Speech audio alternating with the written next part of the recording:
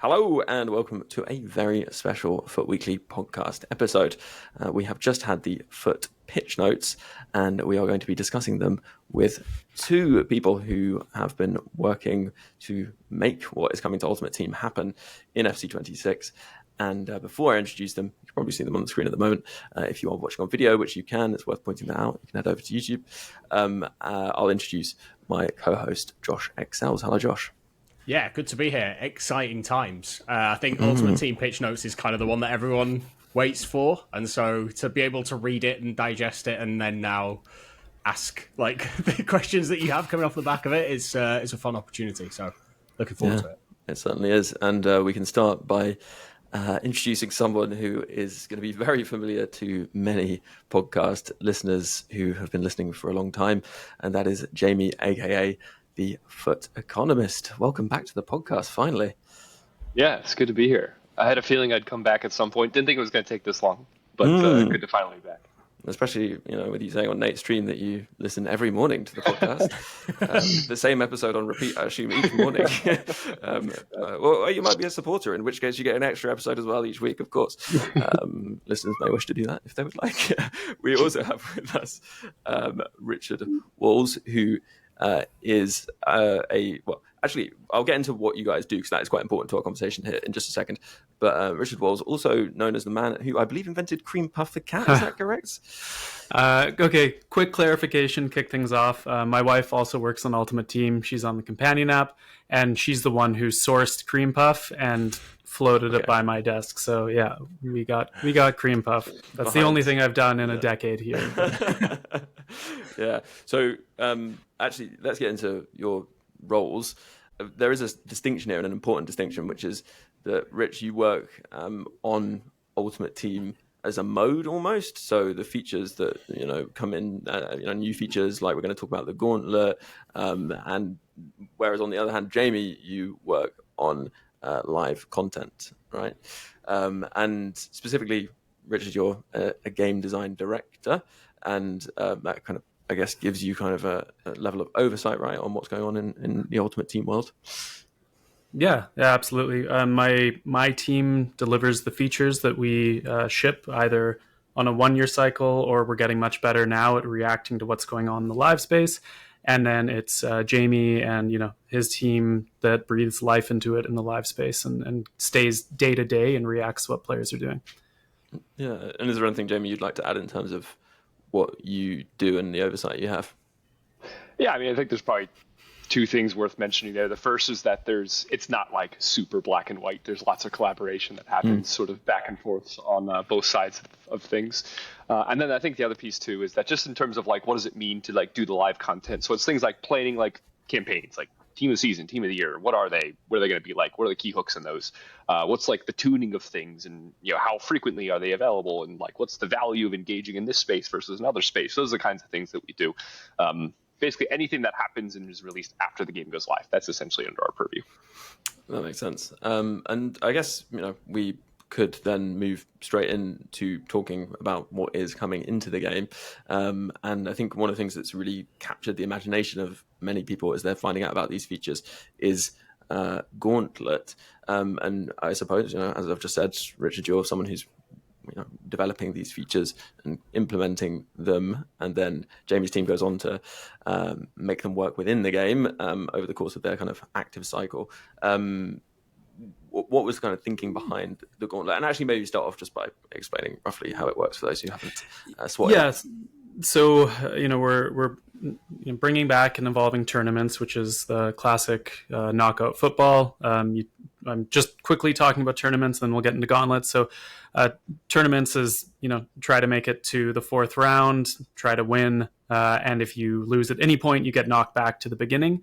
Whereas Gauntlets, we wanted it to be less like white-knuckled competition. So this means you can play up to 5 matches in a Gauntlet. You have to bring a new squad and subs for each match. And then if you lose, you don't get the win with that squad. You have to, move on to the next round, but you don't get kicked back out. So you still get to play, between 2 and 5 matches in the Gauntlet. So the main reason why we did this is for like, and this is a theme of the year, is squad diversity and giving you more spaces where you're encouraged to use squads that you want to use rather than use the squads that you feel like you really have to use to stay competitive in rivals and stay competitive in champions. So what I love about gauntlets is I think where you place your like meta squad or squad that you've really finally crafted and know the ins and outs of do you want to play that in your first round because we're going to try to match you up with somebody else in the first round as well, or do you want to save that until later on in the gauntlet and maybe you use your Evo squad first? Or like for me, I have my Canadian squad that I'm really excited to actually have the space to pull out. So for gauntlets, it's really about the diversity and seeing what other people are building that isn't just in their like rivals champ squads. If I could add to that too, I think there's a couple other like interesting, fun use cases that come from Gauntlet, and maybe I'm getting a little bit into the sort of world of how we'd use it, which is perhaps what you guys were going to ask next. But like generally speaking, for Gauntlet, the idea is that it's going to have open squad recs. The majority of our gauntlets are going to have open squad recs, so it's not going to be EA telling you have to use a French squad or a German squad or like a first owner squad or whatever it is to like enter into the gauntlet. It'll be like you get to choose what squads you want to bring to that. And what we saw a lot on like feedback, social media, creators talking to us was like, well, I've got this really cool like past and present Spurs squad, or I've got my all Evo squad, or I got my first owner squad, or whatever it is, but I don't have a place to use that because all of the modes right now either ask me to do something very specific in my squad setup, or they ask me to, like, I'm effectively encouraged to bring the best squad that I possibly can have. And so we want to have this space be like, well, you can use your second, third, fourth, fifth squad, and maybe your Evo squad is your third squad, and your past and present is your fourth squad, or whatever it is. We want that to be, sort of this is the place to do that. There's two other things which I think we're hoping that Gauntlet can kind of drive for us. The first is that, like right now, there's this challenge where the power curve moves pretty quickly, and maybe we can spend some time talking about how we're going to adjust that for 𝗡𝘗26. But the power curve moves pretty quickly right now, and so if you have an item that maybe your best striker that you've sort of fallen in love with, he's really good for you up top, and the power curve moves on, and he's no longer the best striker in your first squad, he could still be the best striker in your second squad or your third squad in Gauntlet. So you essentially extend the lifespan, if you will, of many of your items. And then the sort of second use case of the ones that I'm mentioning here is that I think one of the most exciting things that can happen in Ultimate Team is when you pack an item, or you get an item from a pack that directly goes into your squad. Like you can take that item and go like, oh, sick, the walkout, fired, and I can actually put that item directly into my squad. That is really rare right now. And so we want to make it so that Gauntlet's like, well, yeah, maybe this is not the best right back in your whole club, but this might be the best right back in your third Gauntlet squad, right? So like you can have these moments where that feels exciting, and there's more win conditions, if you will, for the sort of pack opening experience. And just on when you say that kind of you don't want to be too restrictive, is that something that will be monitored as the year goes on? If if there's feedback that people would like kind of like a nations only gauntlet where each squad can only be from like a team made up of one nation, it's not specific what that is, so it could be French one round, German the next round. Is that something you'll be kind of reviewing? Yeah, 100%. I think there's like two things that we obviously need to balance here. The first is that we want folks having consistent spaces. They know that there's going to be a gauntlet coming where they can use the best X number of squads that they have. We want that to be like a motivation in the back of people's minds throughout the year where they go, it is worth it for me to engage in this SVC, this objective, this seasonal ladder, whatever it is, so that I can get this item. Even if it's not making it into my first squad, there will be a space for me to go and use this in one of my gauntlet squads. So there's going to be a reoccurring like open entry recs, go do your thing, or at least that's the plan right now. Now, obviously, we'll listen to feedback and we'll make some adjustments as folks kind of tell us what they like and they don't like. And we're also, in addition to hopefully having that sort of like baseline of like, here's an open rec gauntlet that you can use whatever squads that you want at any time. We'll experiment, and we'll have things like, hey, maybe there's going to be a time when it's like, hey, this is only silver items. Or, hey, maybe this is only going to be, as you said, maybe you get into sort of like a certain international football tournament that's coming up, in the summer that we may theme around international teams, right? Like, so there's ways that we'll sort of experiment and sort of get creative in that space. But we want to make sure that there's that baseline of like, I can always have a reason to have a third, a fourth, a fifth squad. That makes a lot of sense. I guess the other thing, though, is, Rich, in creating those two modes, or I say two modes, you've got Gauntlet and also the knockout tournaments. Would you see knockout tournaments as being potentially somewhere where people would bring, say, specific squads like, one league, one nation, etc., rather than that necessarily being kind of Gauntlets focused? One of the things that I we didn't get to touch on as much in the pitch notes, or maybe wasn't resonating, was the live events and how we're reframing those as well. So tournaments, absolutely. It's not just going to be bring your best squad every single time. We're going to have a mix of things that are very competitive and bring your best squad, see if you can get to the fourth round. But I think what's really important is we're also able to chain tournaments together. So we can have a group of objectives saying like, hey, finish first in this tournament. And you have to win this tournament in order to be able to compete for another tournament that's coming down in the week. So how you think about our game and your play patterns, instead of just being like, okay, grind rivals, grind champions, and every match is like extremely like white-knuckled, sweaty, and competitive, with gauntlets and tournaments and now like our live game modes, is there's going to be a lot more opportunity for our campaigns to feel different from one to another. And we're going to be able to flex like dramatically between how competitive these things get based off of, entry requirements or not, amount of attempts in a tournament or not. I was hearing a lot of feedback from some of the deep dive reactions about how everything having just a total amount of attempts that you can even do adds a level of pressure to the game that isn't always healthy. So that's definitely another thing that we're going to have a mix of, to make sure that our game is already very competitive and we know that we want space for it to just feel like a game, Yeah. I think one of the other things I saw in the pitch notes that I thought was really interesting was having the different matchmaking systems. So one being a total kind of live events matchmaking, and one being a specific to this tournament or live event. Obviously the tournaments themselves are kind of knockout rounds, but how are you going to decide which one of those matchmaking systems to use, and how is that communicated to the player? Yeah, it's a good question, and it'll depend on the event. So, for example, for tournaments, it's relatively straightforward. That's just based on what round you're in. We're going to try and match you up against folks that are in that round, or we will match you up against folks in that round. And then for many of our other experiences right now, what we found is that the event-specific matchmaking has been the better of sort of the two. What we started in 𝗪𝗀𝗻 is that the majority of our events were actually shared matchmaking across sort of all of the different friendlies that existed in sort of the live friendly ecosystem. But many of the experiences would be based off of, or will be like specific to that, like Gauntlet specific to that event. So that you can kind of start fresh on every one, and there isn't these like weird motivations to go and like, well, there's an event that I don't care about, and I'm gonna go tank my matchmaking in that event that I don't care about, and then I'm gonna go like use that to do well in the event that I do care about. Now, obviously, that creates some awkward experiences. Like the first time that you're going into the match, it's sort of this like cluster of like, well, you're on 0 win form. You could come up against like a demon, or you can come up against somebody who's like never played Ultimate Team before, and this is the first time they're doing an online match. So there's some awkwardness there, and obviously we're going to keep an eye on like how players react to that sort of change in how we think about that matchmaking philosophy, and potentially make some adjustments. But the other piece in terms of like is there going to be something that's communicated to players? Right now, there's nothing like built into the UI that actually like says like, hey, this is how the matchmaking works. But if there's significant feedback and players want, we could probably add that as like part of the description of the sort of event itself. It's like, hey, just FYI, matchmaking is specific to this tournament or specific to this event.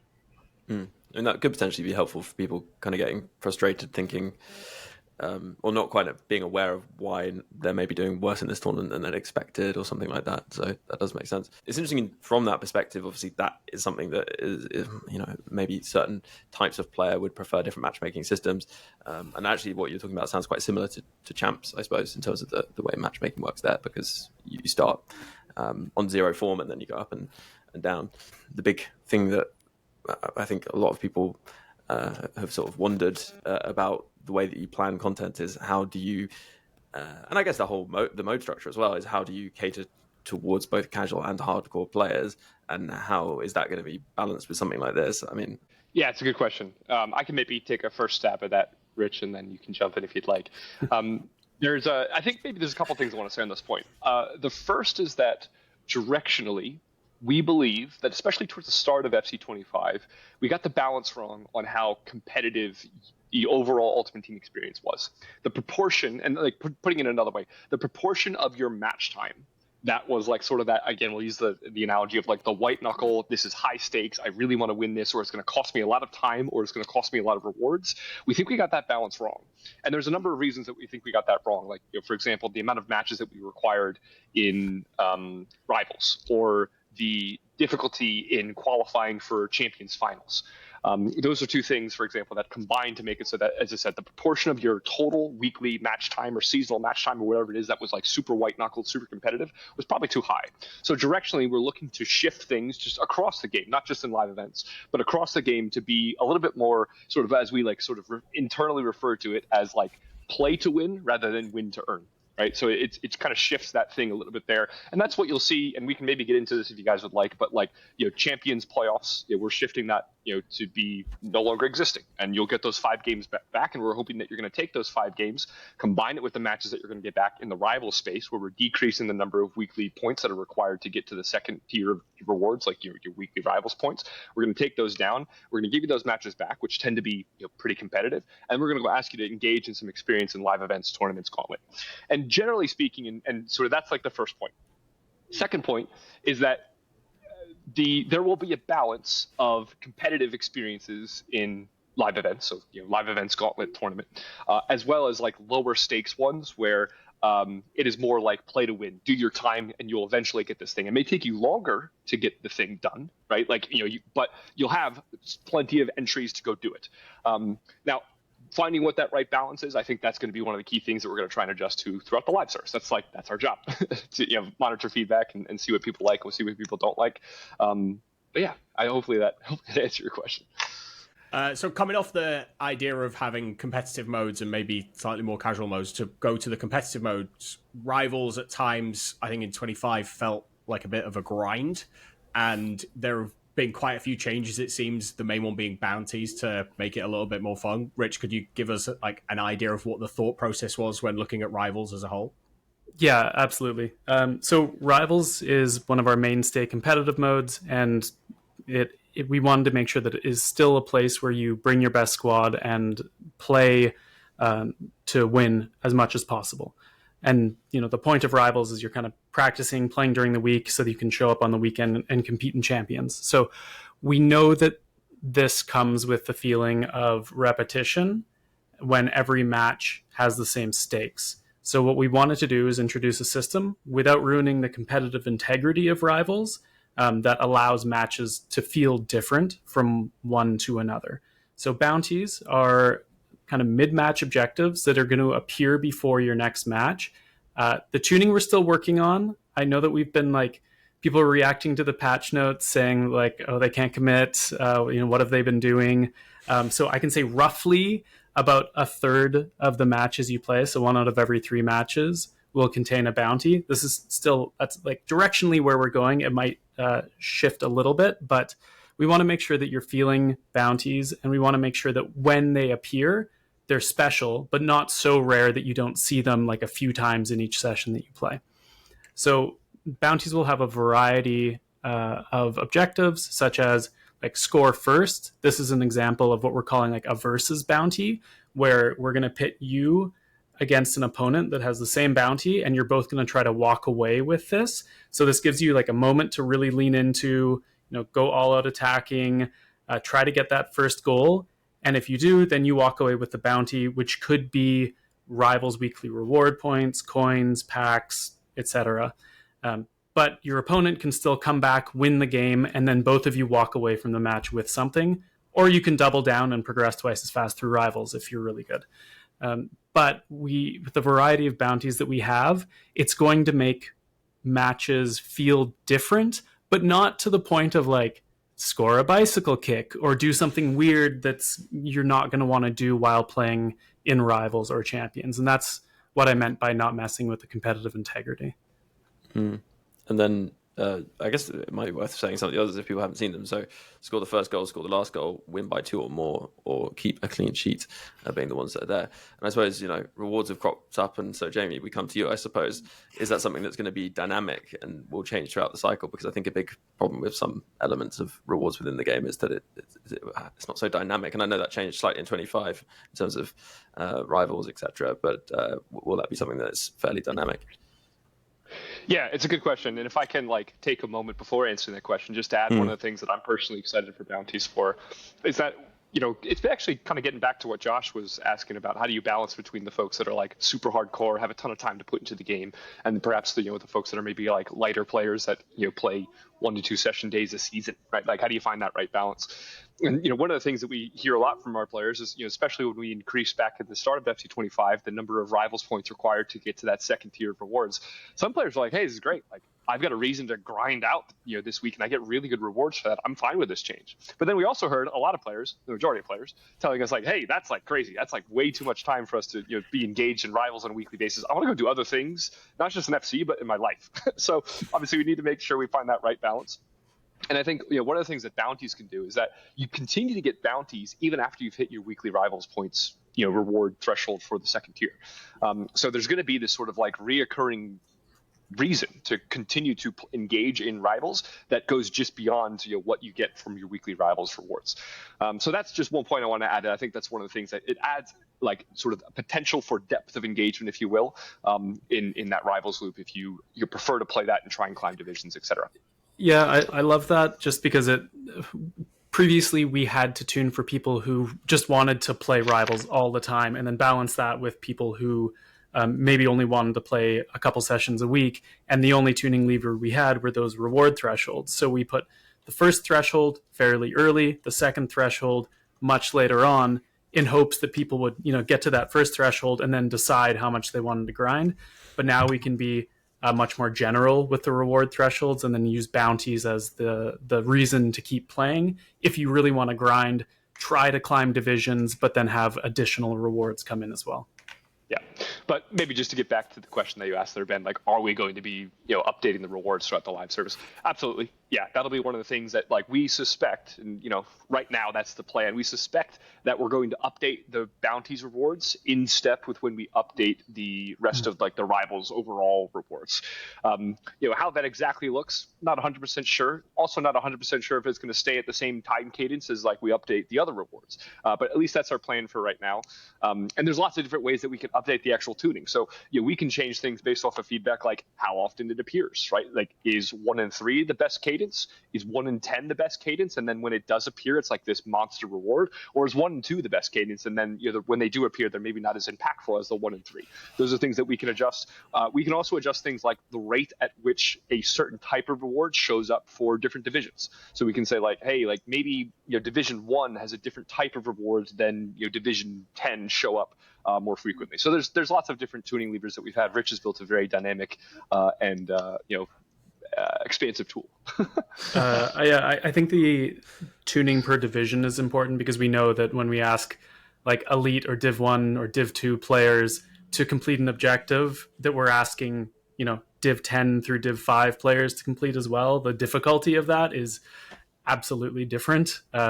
Keeping a clean sheet or scoring 2 goals more than your opponent, very different prospect in an elite division than in something like Div 7. So in terms of that difference between a player in Div 7 and elite, one of the big changes seems to be challenges from a champs perspective.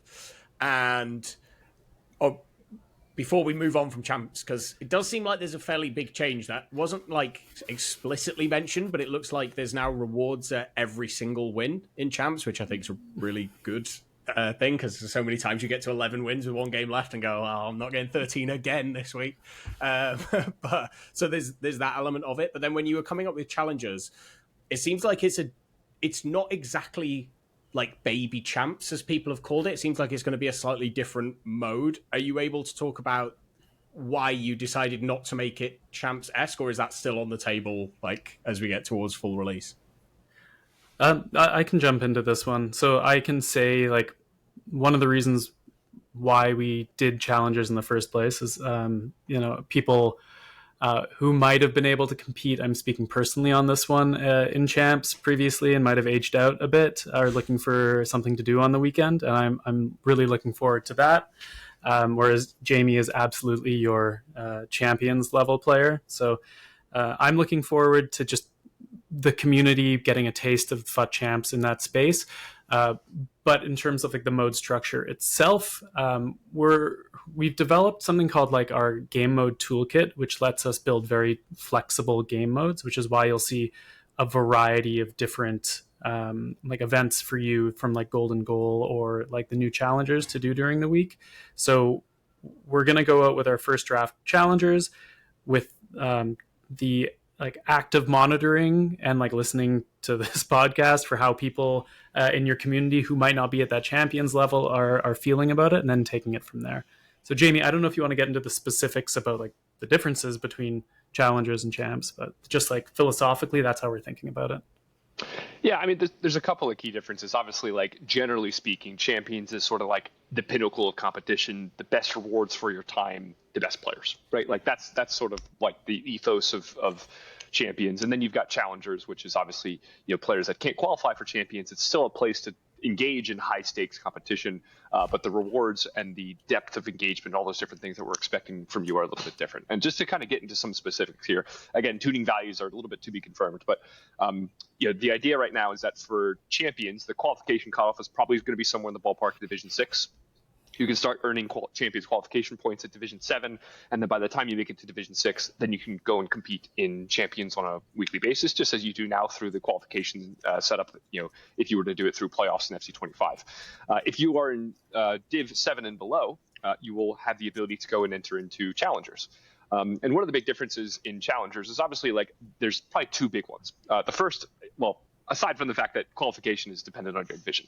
But the other two big differences are the value that you get for your, the rewards that you get for challengers are going to be meaningfully worse than champions. So even if you were to finish like, rank 7 or below, or like one of the bottom ranks in champions, that's still going to be better rewards than what you would get in challengers. So we just want to make that clear. I've heard a couple of folks kind of talking about the fact that like, oh, people are just going to like smurf down to like a lower division to try and get themselves into challengers and get themselves easy wins. We're going to do our best to make it so that that's not like a viable route if you wanted to like min max for your time. The other piece is that the number of matches that will be requiring or saying is the maximum number that you can do in any given week in challengers is going to be meaningfully less than what it is in champions. So 15 matches right now in champions is the current thinking. It's probably going to be somewhere in the ballpark of 5 matches per week for challengers, so meaningfully less. So that means that your ROI per match is still going to be solid, right? We're just asking for less matches, but the depth of engagement, the amount that you can engage, and then the total reward value as a result of just being fewer matches is going to be down considerably. So we don't suspect that there's going to be a ton of players who are going to go like champions veterans are going to go, actually, it makes sense for me to go play challengers just because the rewards are going to be meaningfully worse. So one thing that is quite notable as a sort of final thing, that I guess there are other things, but it's just the key things that we've had which are new to FC26. One of them is a tweak to evolutions around rarity changes. And so now it seems like you can keep the original design that your card had when you put the player through an evolution, which a lot of people are going to really like, I'm sure. But I think there have been questions around how that will affect chemistry, because it seems like in Ultimate Team, chemistry is attached to the design that the player has. So yeah, I mean, Jamey or Rich, whichever. I'll start this one and then maybe hand it over to Jamey to carry it home. So I think the first thing to clear up is like when we describe this feature, a lot of feedback we've been seeing is people are thinking that maybe it's like a choose your own evolution, and you get to decide whether or not it changes rarity or not.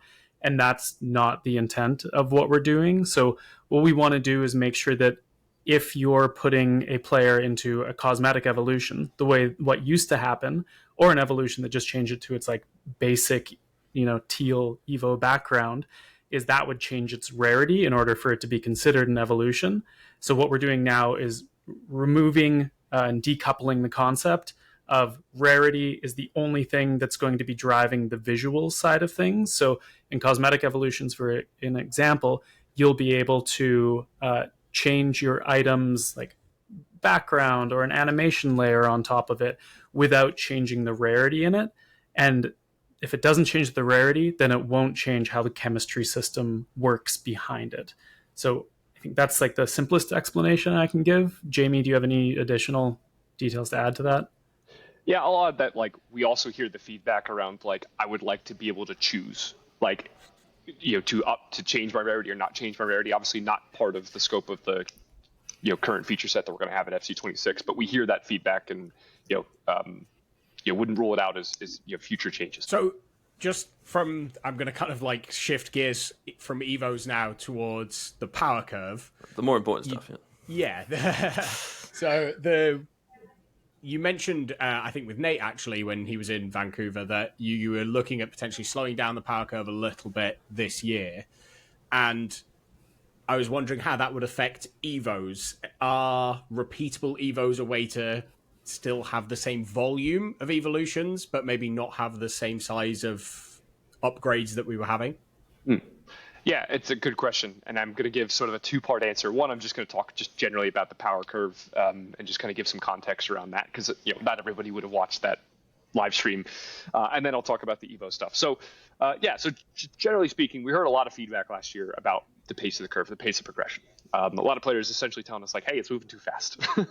And we've seen just directionally over the past, like, let's call it 4 or 5 years, that as we've sort of accelerated the number of campaigns or what you guys refer to as promos, we refer to them as campaigns, promos, that we have, and sort of the incremental power that each of those campaigns provide in terms of the attribute boost that all the items have, and the accessibility that comes with those, that hey, like, it's moving too quickly now, right? Like we've had this increase and players have been excited by that, but now we're at a point in FC25 where players were essentially telling us, especially at certain parts of the year, like from launch to sort of holiday-ish, and then especially like from team of the year into team of the season, like, hey, it's moving too fast. I can't keep up. It was one of the pieces of feedback that we heard a lot. There was also the feedback that it was sort of like, I don't have time to enjoy my investments from either a time perspective, like I earn this thing by playing a game mode or getting an objective or completing an SBC, or even spending real world dollars, right? Like I only have like 2 weeks until this item's going to be behind the power curve again because there's a brand new item that's just better than it. And so what we want to be able to do is find ways to slow that down. And there's a couple of places, as I said, that we want to really slow down specifically. The first one is like sort of that launch to Black Friday window. One of our key goals is that we want gold items and like lower end historical content, so like icons and heroes, we want those to last longer, right? Like to be in the power curve and be viable for longer, right? Like how long can 𝘭𝘂𝗎𝘂 stick around in the meta as compared to last year? So that's one thing. And then also, like, as you get into sort of like the team of the year and team of the season window, there's a couple of things that we want to slow down the curve there as well, because we thought it moved particularly fast in that window compared to previous years. So with all that in mind, there comes questions where like, well, how are you going to do that, right? Like how do you actually make that happen, but also make sure the game doesn't get boring? And I think one of the things that's perhaps a misconception right now is that we're going to do less promos or less campaigns, like less squad releases that happen on Friday. Is sort of the other way to kind of think about it. At least our current thinking is that's not going to be the case. We're still going to have like a high density of campaigns and campaign content. However, the way that we're going to make sure that is set up in a way such that the power curve does slow down is that we're going to rethink the way that we actually boost the attributes of those items. Historically, you'd have these big moments like a Black Friday, a Winter Wild Cards, a team of the year, team of the season, etc., where the actual stat boosts were huge, right? Like compared to the previous items that were available in the ecosystem, these were big steps up in terms of power.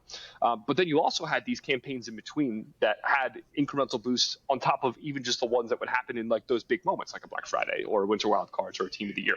And you didn't have these moments where you could like just sort of savor or sort of like sit back and enjoy the items that you would have earned through those campaigns. And so one of the changes that we're going to be making this year is that we're going to be looking to do more like step change type sort of power curves. So we'll have these big sort of tentpole moments, if you will, like a Black Friday, Winter Wild Cards, team of the year, team of the season, etc.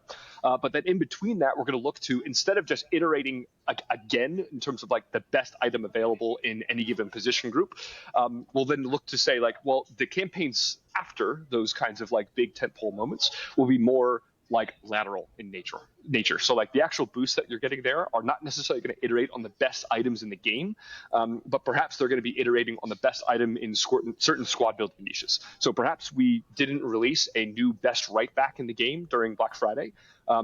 Or rather, we released a new best right back in the game during Black Friday, but there isn't a new best right back in the Premier League, right? So like you can kind of like expand squad building depth, if you will, when you get into the campaigns that come after Black Friday, in between Black Friday and Winter Wildcards, when our next step up would be. So that's kind of some nuance there. There's some other ways that we're going to think about sort of the sort of extending the power curve and having that step change function. But that's a key just difference or sort of clarification I want to make around the way that we're going to still have the same number of promos, but also not move the power curve quite as quickly. Because I think the feedback that we keep seeing is if we decrease the number of promos, people get bored, right? Like people essentially go like, well, there's nothing to do this week. I'm not going to log in. So that was a very long-winded answer to the first part of your question. I'll pause if there's anything that, Rich, you want to add or any other follow-up questions, and then I can answer your question about EVOs. I mean, for me, when we talk about campaigns, I think one of the most important distinctions for this year is we think about player releases. We don't think about how you're going to actually get into gameplay and play the game. So that's something that I really want to like seed into the minds of the community, is when you think about like there being new content every single day, or it's like a dead game mode. The types of content releases that you're going to be seeing, yes, there's going to be players, but also there's going to be new ways for you to actually like have meaningfully different competitions and not just do the rivals grind to champions grind to look and see if there's a friendly available and then do that. There's going to be rivals and champions, which is going to take like holistically less time, so that when you come in during the week and there is a campaign specific tournament, there could be a co-op event that you need to play with other people. We built a really great toolkit, and I think that when we went to the pitch notes, we talked about the toolkit, but I think that the actual like day-to-day, week-to-week life of players from FUT 25 to FUT 26 is going to be like a much richer experience. So I just wanted to say that when we think about campaigns, it's not just about the players anymore, it's about how you compete with them. Yeah, that's a really good point. And like sort of the way that we've been internally referring to it is like gameplay as a live service, or gameplay as like a content lever now, right? Like it's not just sort of the SBC's objectives and the player releases that we release in addition to the evolutions. The other thing that we're hoping to have is like, oftentimes when you think about like a marquee campaign like a FUT Birthday, you go like, I remember FUT Birthday because of the 5-star upgrades, right? Like that's kind of like one of the iconic things that makes FUT Birthday what it is. In the future, we're hoping to have it set up such that when you look back on a campaign, you think, I remember XYZ campaign because of the event that they ran, because of the tournament that they ran, because of the gauntlet that they ran. Those are the kinds of things that we want to get folks excited about, in addition to sort of the standard content that we have available now. Yeah, it's interesting. I think that was very interesting to listen to. It's made me think that something I do want to make sure we talk about is that this entire campaign around this new game has been very focused on rectifying kind of core issues that particularly committed players might have with the game. And I think what you're talking about there is probably one of those things, that the grind has felt very static over the years, despite the actual content changing quite a bit. So I think both that and the power curve element are two things that are really big things. But also, the fact that we don't really hear from the people making these decisions. And obviously, we are currently hearing from people making these decisions, which is really, really good. And I think the biggest kind of thing out of that is, how do we then know that this is not just things that you're saying to make sure that we pre-order? Because that is going to be the obvious kind of cynical take on this. Now, we've had conversations before. I know that you're both passionate about the community and passionate about how the community can be involved in building a good game for everyone. And so I wanted to give you the opportunity to kind of speak about that and I guess maybe disappear into the wilderness after you pre-order. What I'm trying to get you to do is commit to coming back on the podcast, really.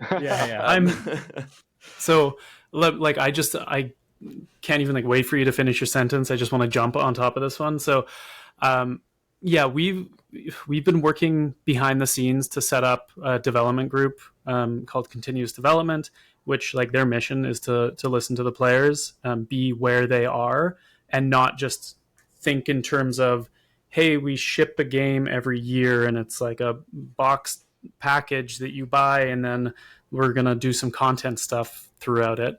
Now we have the like organizational structure to actually execute, and also buy-in from like the top levels down that this is absolutely important, and more critical, and taking resources instead of just making sure that we have like something shiny to put on the back of next year's box, which is still obviously important, but like we need to meet our players where they are. This is why like I love what we're standing behind as a company, because this is how I've always felt, but I've always been worried about saying the wrong thing on a podcast, like getting sued, signing us up for like a secret feature that we won't deliver or something like that. But yeah, we're here. Jamey's pretty active in the community, 𝘭𝘃 as well, and making sure that we can also, continuing to interface. Ben, with like you're extremely critical in this, and hearing what your community wants. Like, what are we doing well and we should keep doing? What do you wish we would change? Or like, why did we make a decision? And what was the thinking behind it? Because you just like, as a community, don't understand it. And then what don't we have in the game right now that you wish that you could see? And that can be like from a small size feature to a bigger size thing. So yeah, we're here for it, man. You'll see me more for sure. Yeah. And I think maybe just to add to that, like kind of the way I think about it, if I were to sort of summarize it in short, is that we've always been listening. Like we've always been listening to sort of community feedback and trying to action on that. But there's just a couple of things that I think are meaningfully different sort of in 𝗪𝗀26. The first is that, as Rich was mentioning, just from a resource allocation perspective, we're devoting more of the team's resources to acting on feedback faster, right? So it's not going to take us 12 months to react to a thing, and you have to wait till 𝗪𝗀27 for us to actually deliver or action on some quality of life feedback that you've given us. We're not going to get to everything, of course, but they're like some of the top requests. Hopefully, we're going to be able to get to that faster. The other piece is that we can now like listen to feedback and gather feedback more effectively, right? That's that 𝘵𝗶𝗶𝗀𝘀 sort of pitch note that you would have seen us talk about, and sort of all the great work that the community team is doing there. That's going to help us get feedback to decision makers faster, so that we can then put that into sort of the systems that can make the changes and affect the player experience faster. Yeah. So one of the changes you've made that really do affect the player experience, and I'm really glad was kind of a pretty big tentpole of the Ultimate Team Deep Dive, was draw quits, as we would call them, and the kind of progress that's being made on that front. I think obviously we saw it begin in this game cycle with leaving after half time if it's a draw, or leaving if there's a red card or a penalty, but that was only if you quit through the menu. Now it's going to be any form of leaving. How much scope do you think you'll have in this cycle to make more changes to how the kind of decision making is when someone quits in a game? I'll go. Obviously, like, we have more resources, but we don't have infinite. So what I will say is that we took our first step knowing that it wasn't enough. Like, we knew that, okay, well, at least for a percentage of quits, we're going to give the win to the person who deserves it. But we also like fully acknowledge, and we're not tone deaf, that you can still dashboard quit. You can still unplug your router. There's still things that are quite easy to do in order to continue to grief your opponent. But we knew we weren't done. We needed to keep taking steps. We think that with the addition of like giving you more reasons to continue to play, and like Rivals Bounties, in combination with giving the draw quit to the person who deserves to have their time honored more frequently, and then also the rush teammate abandonment issue, that I think there's going to be like a substantial impact in this landscape. But we'll see if it continues to be the number one problem or opportunity space. Then we'll continue to prioritize investing in that. My hope is that, like, I think that we've done a good job in this space. We'll monitor and we'll see. And if we have done, like, we'll be listening to feedback if we need to do more, or if there's another burning issue that we need, or opportunity to do better and elevate an experience rather than just cover in the gaps, then we'll listen and we'll actively prioritize.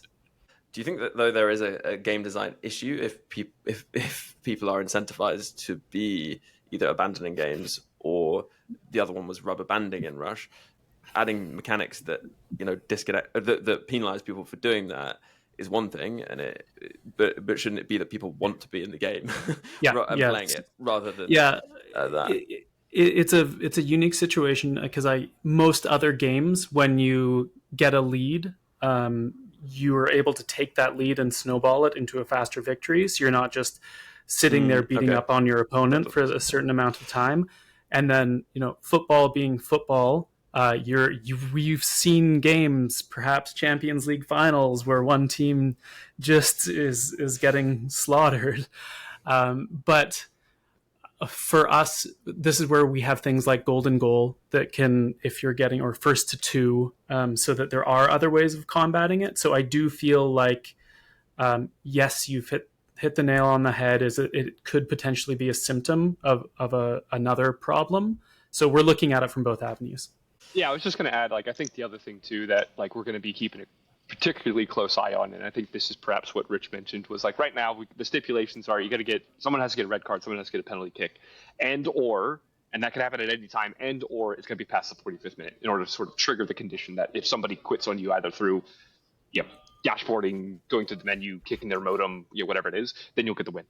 I think one thing that we're going to be keeping a particularly close eye on is that 45th minute sort of threshold. Are people still just getting to the 44th minute and going screw you, see ya, right? And I suspect that there's a decent chance that will be the case, and so we'll keep an eye on that and look to see if there's ways that we can get that threshold down. Just one more clarification, and a PSA: if you quit your match, you will not get bounties. So you're also throwing that away. Yeah, that's good. And actually, I think maybe just we're going to circle back because very good of Jamey to point this out in a message to me that we did not get on to answering the second part of the question, which was a massive evolutions on the impact of the power curve on evolutions. So yes, thank you for considering the community who've asked that question and getting them their answer, Jamey. Yeah, of course. I mean, so just for the context, it's basically how are evolutions going to fit into sort of the ecosystem if we're talking about slowing down the power curve? What does that look like for evolutions? What does it look like for other places in the game? I think what you can expect to see, just generally speaking, is that all modes of earning value in the game are going to be toned down. I think there's a couple of anti-visions that we have right now that we're going to try our best to at least make steps towards improving year on year. One of the first ones is the fact that there's certain packs right now that you earn from mode rewards or certain parts of the game that are annoying to open is really not where we want to be, right? That's sort of anti-vision, sort of we and to be fair, are we going to completely eliminate that? Probably not. There's going to be certain types of vanity for folks that hey, this is not something that's particularly meaningful to you, or perhaps there's an onboarding objective that's going to give a type of pack reward, or maybe an SBC that's targeted at lighter or newer users that, it's not going to be a rock star reward for everything. I'm not saying that that's going to be the case, but we're going to be looking to decrease sort of overall reward inflation. The other piece that we're looking to sort of action on in that space is that we don't want to be in a scenario where you guys have to ask us for exchange SBCs next year. Exchange SBCs are solving a symptom of a problem, which is just we're putting too many high rated items into the system. And that's creating this sort of scenario where you go, well, I have all these high rated items. The SBCs that are out there aren't exciting enough, or there aren't enough of them to sort of make meaningful homes, if you will, for those things. So my duplicate storage is maxed out with 100 plus 88, or 188 plus rated items, and I have nothing to do with them. So we're going to try and cut down on sort of the number of rewards that you get overall to try and make it so that when you do get those rewards, they feel more meaningful. So that'll be one sort of change you'll see. You'll also see and that'll apply it sort of across the game, right? So you'll see things like the seasonal ladder, game mode rewards, objective rewards, early milestone rewards that you get from just sort of grinding the game, sort of stuff that you would probably remember from score 300 goals in squad battles, or whatever it is. The value of those rewards will come down. That'll help make sure that the gold items stick around for a little bit longer. And so you'll see those rewards come down. But one thing that's really important to emphasize is that this is not just the value of engagement is coming down, we're also going to be making sure that everything is tuned down everywhere you can spend money. So we want to make sure that like one of the results of this thing, the slowing down of the curve, is not that the mode becomes more pay to win. We think we've made some really good progress, compared to like, I don't know, you go back to like FIFA 15, like $10 got you really far in FIFA 15 compared to, where someone that was just like playing the game just through engagement. So anyway, with that in mind, you'll see things like paid evolutions or the seasonal ladder or, offers in the store. The value that you get per dollar will also come down relative to the value that you get per hour, if you will, in sort of other spaces. And I know I'm getting a bit like into the weeds here, but hopefully folks are kind of like following along with me there. The end result, though, is we don't want the game to become more pay to win. With all that in mind, finally getting back to the question that Josh asked originally, the red string, which is about evolutions and how those are linked to sort of these this sort of system here, is I think high level evolutions are really exciting, and we want them to continue to be really exciting, a way to sort of lean into that football fandom. But I think that at certain times of the year, and especially around things like that Team of the Year blueprint and some of the other examples, is that evolutions were probably a bit too strong relative to other places in the power curve. And what it did is it created this sort of scenario where your players would have these like stacked squads with extremely powerful evolutions, and then the team that would come out on the Friday would be like, well, these are kind of all dead, or at least like 90% of these items are all dead because compared to my evolutions items, they're just worse, right? So while we still want evolutions to be powerful and have a meaningful sort of space, relative to other, reward loops and, campaign squads, et cetera, is that they're going to come down, relative to even the other sort of sources all coming down. Evolutions will come down just a touch more than some of those other sources. So that'll be one of those changes, but like, obviously it's not going to be, completely just a downward sort of, pressure on the power with no other sort of changes around it. Your repeatable evolutions are going to provide ways for us to provide sort of like slower drips of power that you can just make continuous progress against, which we're really excited about. That makes sense. I feel like we should probably let you go. You've got games to work on, I'm sure. And maybe there's an opportunity. I don't know whether Josh, there's anything else you wanted to sort of slip in at the end here that we haven't covered. I think we have got through most things. I know there are additional questions, but they've said they'll come back for sure, so we can just ask them. Yeah, I mean, I've got hundreds of questions. Like, I really like the idea of having co-op only events, and I would really like if we got co-op champs at some point or something akin to that. So, but yeah, like, there's so many questions we can ask. Like pricing of SBCs, I'm fascinated by what the process is on that front and all that kind of stuff. But yeah, we've run out of time, unfortunately. But yeah, you'll have to come back because I think it's really positive, and I think it has been really heavily noticed, the kind of change of almost philosophy of the way that the team is communicating with the audience and like with the people that are playing the game. And I think anyone who's being reasonable it really does appreciate it. So yeah. And maybe if I could just chime in really quickly there, like we're trying to be more open. You can kind of see us talking about this. I actually can't remember in this 6.5 years that I've been here where I've like come out and talked about like power curve stuff, right? Like that's just never been a thing that we've kind of been as open about as we are trying to be this year.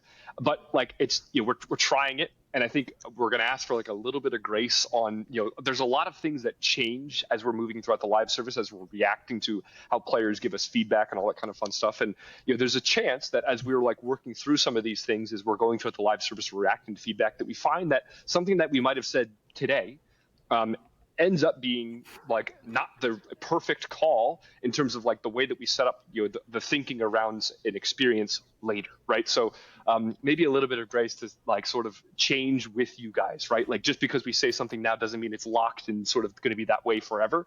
And that will allow us to sort of react to the feedback as you guys give it to us. That makes sense. I think it's important to say that you will have a lot of data about people's interactions with the game that obviously nobody out there is really going to be privy to. But I guess one thing that I think is maybe worth saying, Rich, is that people's engagement with the game has to be engagement for enjoyment, not just because they feel like they're going to miss out on something, or they think that if I do this, I'll get this thing, and that not actually be a motivation for enjoyment. It's instead a motivation for just I'm not going to miss out on this thing. No, I completely agree. Like we have lots of data, but there's a very big difference between like quantitative and qualitative of understanding why people are doing things as well. As like, I was on the team that did 40 games of FUT Champions when we went live, and lots of people were doing that.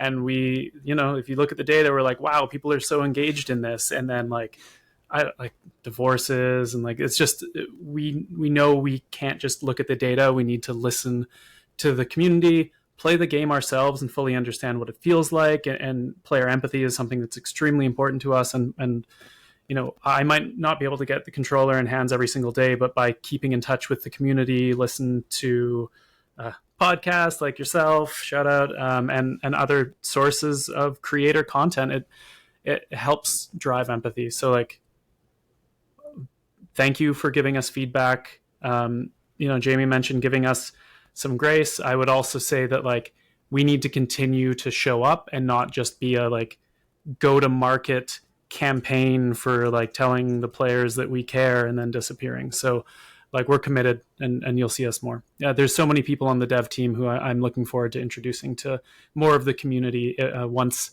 I'd say, some of the skepticism and venom might be gone from that, but we have to chip away at that together.